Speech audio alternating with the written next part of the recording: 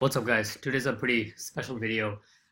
So this is a video basically me strategizing how I plan to buy the Nissan GTR for free. If you've been watching my channel for some time now, there is pretty sure I'm pretty sure you got some references about it here and there. It's the car I wanted for the longest time. You can call it my dream car, favorite car, whatever you want to call it. It's basically the my number one expensive thing I would want to buy in my lifetime as I can foresee. So anyways, 2 days ago, I went to the dealership to get a quote, right? Just to get a feel for what it would actually cost me, what would actually have to happen for me to get this car. And basically this is what they quoted me. Okay, paper's right here. You can see it. Where is it? All right, there we go. That's the sticker price they came down with. They gave a discount. It's 112 at the moment for this car.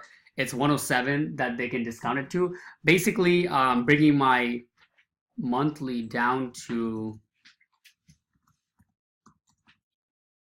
I forgot what the number was, but it's basically this. 60 months is the longest time you can finance a car, and that would bring it to 1,800 a month, and then insurance on top of that, right?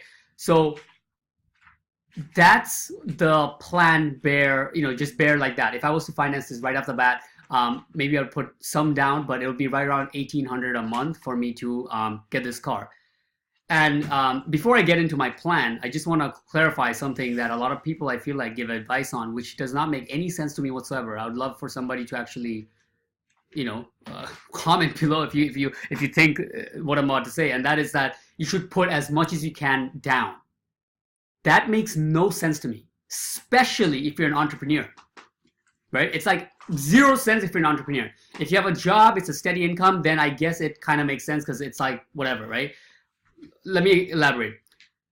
If you have a job, right, and you're thinking like, okay, I'm going to buy an expensive car. I want to put like half down. It makes sense because since your income is more or less steady, you might get bonuses every year or, third, fourth year, whatever, but your income more or less is steady. You'd want to make sure that you can put down as much as you can so your monthly is low. Right? It just makes sense so that in the future, if you have, if you don't have the money to put it up there, you're not stuck in that. That's in a job. Still, I would say you should finance it if you have your things done correctly. But if you're an entrepreneur or you have any kind of service, right, that you're providing where a return on any kind of investment, like for example, in SEO, that if you get a VA for $400 or $500 a month who's going to be doing emailing full time, you'd get a certain amount of leads out of it. And if you have a sales process in place, you can turn that $500 a month that you're investing in the VA to be 6, 7, 8, 10 grand a month within some time, not too distant from now. When you have that kind of plan, proof of concept played out, it's very stupid to put a chunk of money from your bank account to something that has no return whatsoever. Like this is, financially, it's probably one of the stupidest investments I could possibly make, but it falls in a different category under the whatever passion, dream category. So I'm able to do this. Anyways, let's get into the fucking plan. Okay, this is what I'm looking at. All right, so I'm gonna be visiting a ton of dealerships. I'm not gonna make my decision right away, but what I realized, and this is gonna sound very obvious to people in marketing in the car industry, but not really obvious to people who's on the marketing for home services, is that car dealerships don't compete with other car dealerships, right? They compete with their brand dealerships. So Nissan in Queens, I don't know what that is, for example. So this is where I'm looking to target first, a Nissan dealership in Queens. When people search for Nissan Queens, 4,400 people every single month search for this term, right? The dealerships are competing against each other, right? Nobody who types in Nissan in Queens is looking for, nobody types in best car near me. Nobody's that lost. They have an idea for what car they want. Now, which dealership they're going to get it from is the competition, right? So Nissan of Queens is right now, you can see they're winning, and they're also in the top. I mean, this guy's not in the maps, but they're also in the first page for, I believe this term, right? I'm not seeing it right now. Anyways, the point is, if I search for these two terms, look up who's in the maps, who's in the, there's only 4 companies in the maps. There's more companies there, but only 4 are showing up in the maps. I don't know why Google's not showing the reviews. It's been doing it for more business nowadays, but when I click into it, it shows it here. But the point is, most of these companies are not in the first page, right? There's a few. This guy's in the first page, but he's not coming in the maps. He might be showing up better in from his location area. You know, we know that happens because it's a lot by proximity. But long story short, this is the thing I have in mind. Basically, I'm going to reach out to the guys who's on page 2, bottom of page 1, and who's not in the maps. And first of all, qualify them. See if they have the car I want, the color I want, etc.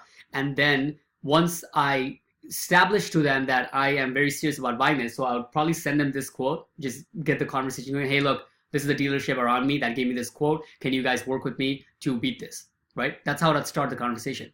Then I would show my financial documents, right? Send them my whatever, however they wanted, PayPal, pay stubs, how much I can put down, etc. Proof of that, so they take me seriously that I can actually afford to buy this car and they're not wasting their time.